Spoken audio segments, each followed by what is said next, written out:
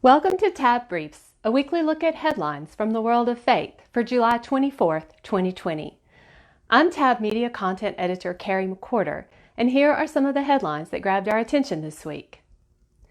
Have you heard the term doom scrolling?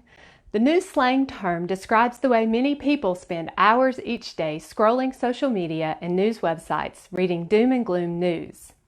If you're like me, your social media feeds confirm doom scrolling is a popular pastime. And evidently, it's much more popular than reading the Bible these days. According to the 10th annual State of the Bible survey released Wednesday by the American Bible Society, the number of American adults reading the Bible daily has dropped over the past year. The survey found that the number of daily Bible readers dropped from 14% to 9% since last year. The number of people who read the Bible several times a week dropped from 14% to 12%, the lowest number since the survey has started. Additional data gathered in June showed that the number of Scripture-engaged people dropped from 28% to 22.7% between January and June of this year. The Bible Society gauges Scripture engagement based on how frequently one reads the Bible and the Bible's impact on the reader's relationships and choices. Those numbers translate into about 13 million people in America who were previously engaging meaningfully with Scripture, but who no longer are, according to John Plake, Director of Ministry Intelligence at American Bible Society. Each year of the survey has shown a larger percentage of Americans who say they never use the Bible. In 2011, the percentage of Americans who never read the Bible was about 64 million people. Today, that number is closer to 90 million.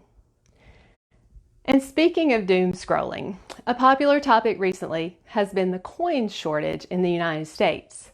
The Federal Reserve says it has seen a significant decline of coins in circulation because people are not spending them as much as businesses such as laundromats, banks, restaurants, and shops. But don't forget the role churches may be playing in this shortage as well.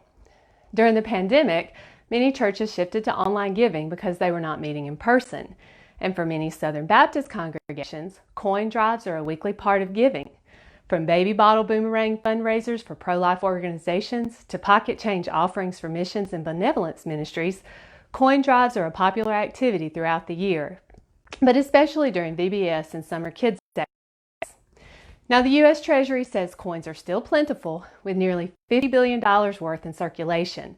But with many church activities still on hiatus and many Americans still staying home as much as possible, those coins continue to sit in jars, just like this one, at home.